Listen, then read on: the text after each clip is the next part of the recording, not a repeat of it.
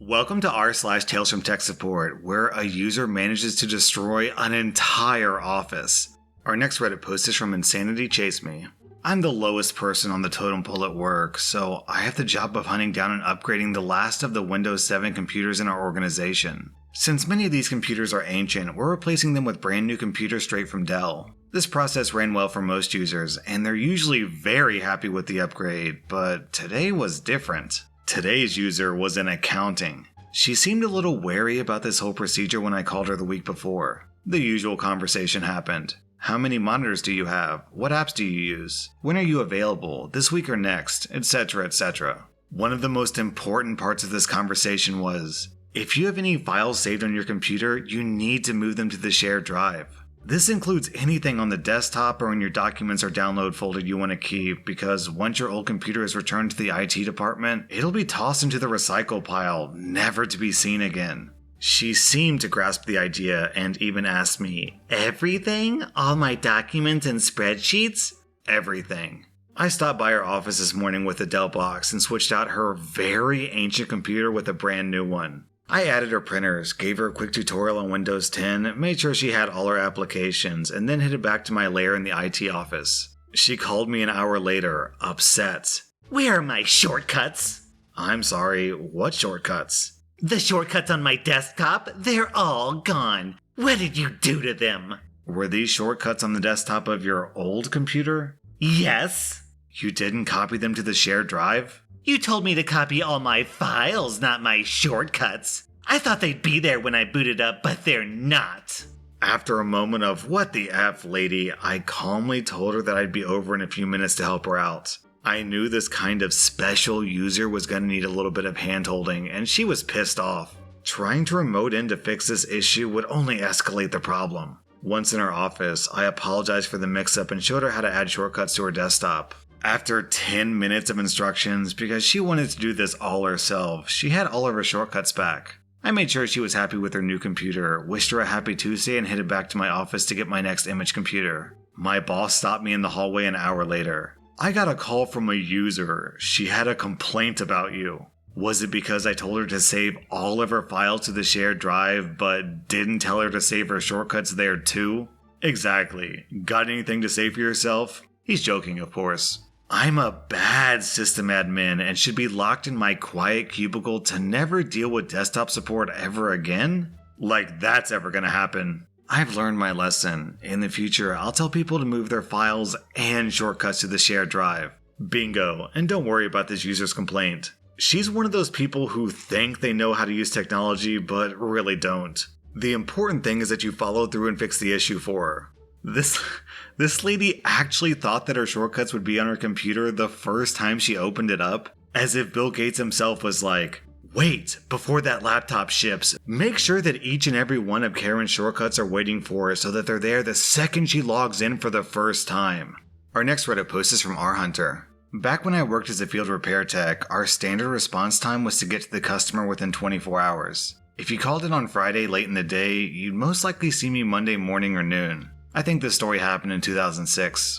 We got a call from a doctor's office on our Friday around 3 p.m. saying the copier had an error message. The error message was, "Replace toner waste container." Normally this can be done by the end user, but this particular printer had one that had to be replaced by a tech. The copier they had used a waste container that could hold about 5 pounds of waste toner, and was held inside the machine in the back under some covers, so a tech had to be dispatched to take things apart and do some general cleaning when these containers needed to be replaced. Now, this customer was a good hour and a half drive from dispatch, so I called them and let them know that I'd be there first thing on Monday morning. Unfortunately, this meant the printer would be down till I got there, but there wasn't much that I could do unless they wanted to pay an after-hours fee for me to get there the same day.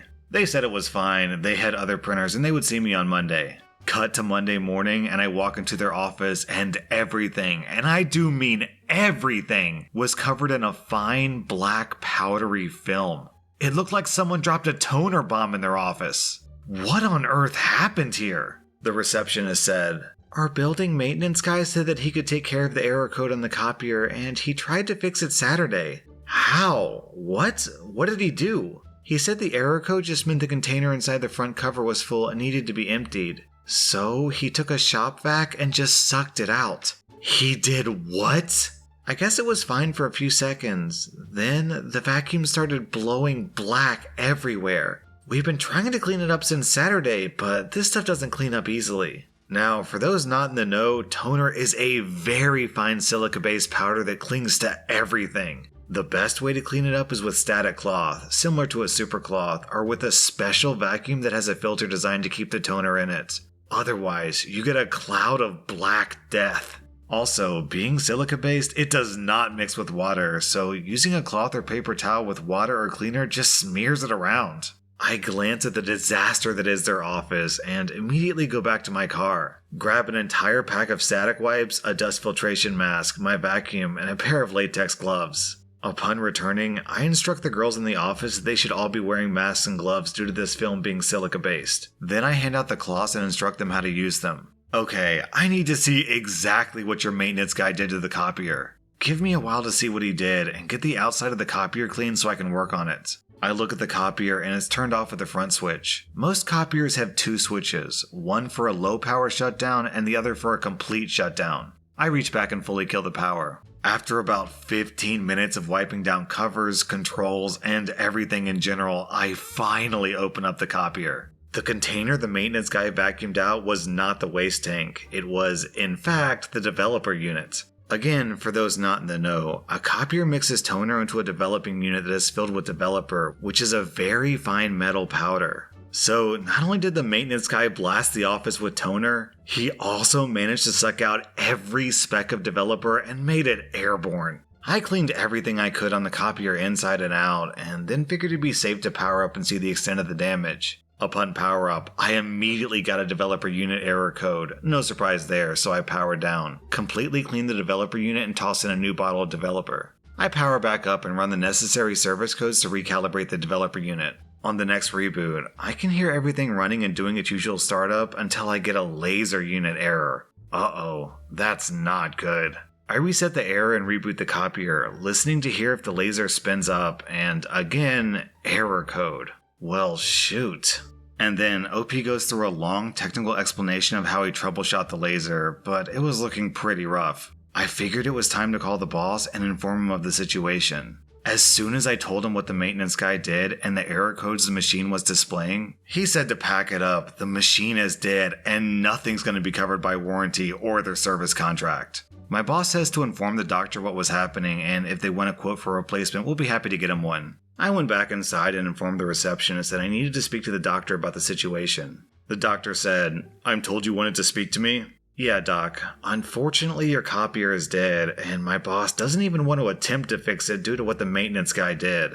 It definitely killed the laser unit, and probably more, but we can't find out until the laser is replaced, and that alone is $500 to $600 just for the laser. If it killed the laser, then most likely all the other motors in the copier are dead or dying since the laser is one of the more protected sections in the machine. Unfortunately, none of this is covered under your maintenance contract since someone outside our company caused the damage. We can get you a quote for a new one and get it here ASAP if you want, but a replacement with the same features is going to be several $1,000s. I honestly thought the doctor was going to go ballistic at this, but he floored me with the following. "Okay, get me a quote, but I want a better machine than this one with a stapler and a hole punch." "Okay, you're not upset?" "No, I already informed the maintenance company that does the cleaning that they're paying for all the damages in my office. I have their employee on camera doing something that he's not supposed to do, and I wasn't asked if I wanted him to work on my equipment. I told them that if they had an issue with that, my lawyer would be delivering paperwork suing for damages.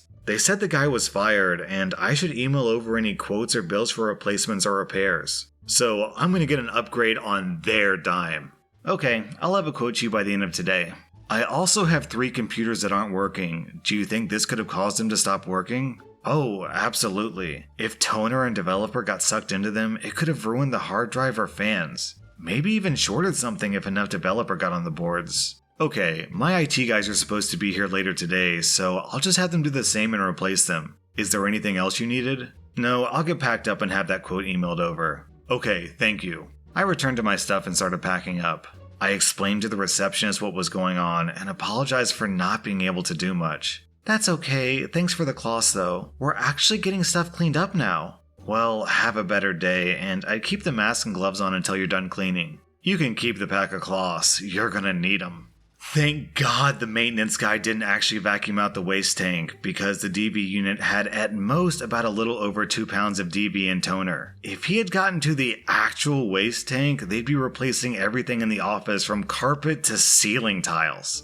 And down in the comments, we have a similar story from Kelvin62.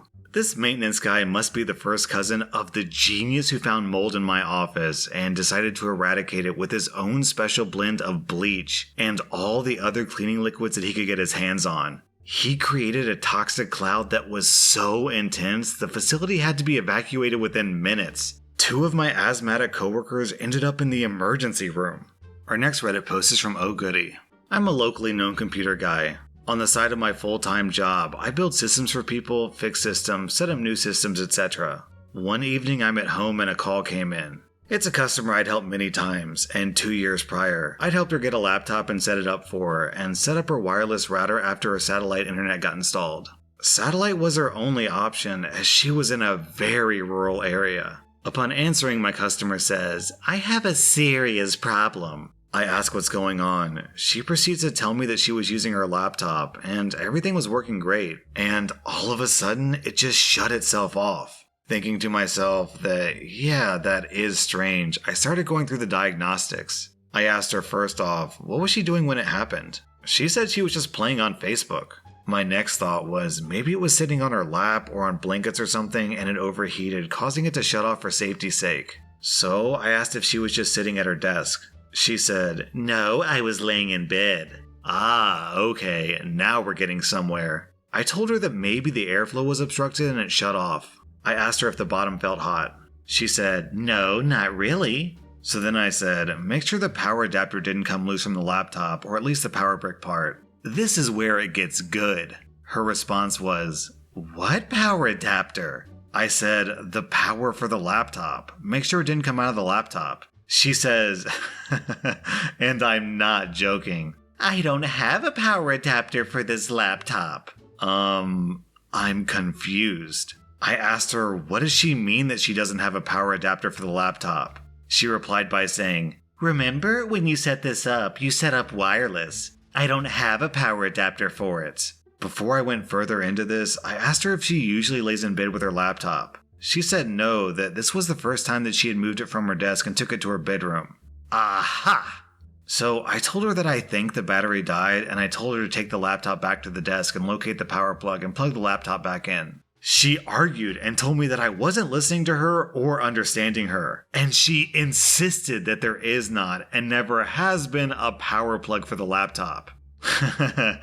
In the most professional and strategic way possible. I informed her that there is no such thing as wireless power, and that what she was referring to was wireless internet. She insisted that she's never had a power plug for the laptop, but she took it back to the desk. So after some explaining and describing the power plug and where to plug it in, she finally gets it and plugged it in. I tell her to hit the power button, and what do you know, it powers up. Problem solved. I explained to her that all laptops have to have a power adapter to keep the battery charged, and that I assumed that when she took the laptop off the desk, she inadvertently unplugged it, and after some time the battery died, causing it to shut down. At this point she was satisfied with my answer and thanked me. Hold on, it continues, lol. So, about now, she starts brainstorming and trying to think about how the power adapter could have become unplugged. I again tell her that when she picked it up off the desk and walked away, the plug probably just popped out. It was like she didn't even hear my explanation. She came up with her own theory, and I swear I can't make this stuff up. She says, "Oh, I think I know how it became unplugged." Interested, I asked how. She explains that earlier in the day, she noticed her internet went out, and she continued to explain that she knew the issue was snow piled up on the satellite dish. She explained how she got her broom, went outside, and swept the snow off the dish. That's all she said. I sat there waiting until she followed up with, "So yeah, I probably knocked the power cable loose when I did that." Not wanting to deal with this anymore, I simply said, "Yeah, probably," and ended the call. I couldn't bring myself to even charge her for the service call. What I can't figure out is, how can this lady possibly not understand power cables? It's not like this is some new technology that's kind of complicated for older people to understand, like Wi-Fi or hacking into systems. I mean, even a toaster needs to get plugged into a wall. And down in the comments, there's an unrelated story that's too good not to include. Bars, Cars, and Guitars says, my mom had an issue a while ago with her email and literally drove to her job on a weekend in an effort to figure it out. For over 20 years, she's only checked her personal email on the computer she set up in her office. She didn't know she could use her iPhone, her MacBook, her iPad, etc. Wow. And then we have another cute contribution from Luxo Dad. A friend of mine was going on a trip and left very clear written instructions for his mom on how to record a program on her VCR that she wanted to keep. The day of the program, she calls me in a panic, saying that she's diligently gone through the list 4 times to practice setting it up, and the thing wasn't working. And now she's gonna miss the program, and could I help? I lived a few minutes away, so I quickly popped over, looked at her instructions, then turned the page over and told her, you need to do these remaining steps too. She blushed, and the program recorded successfully.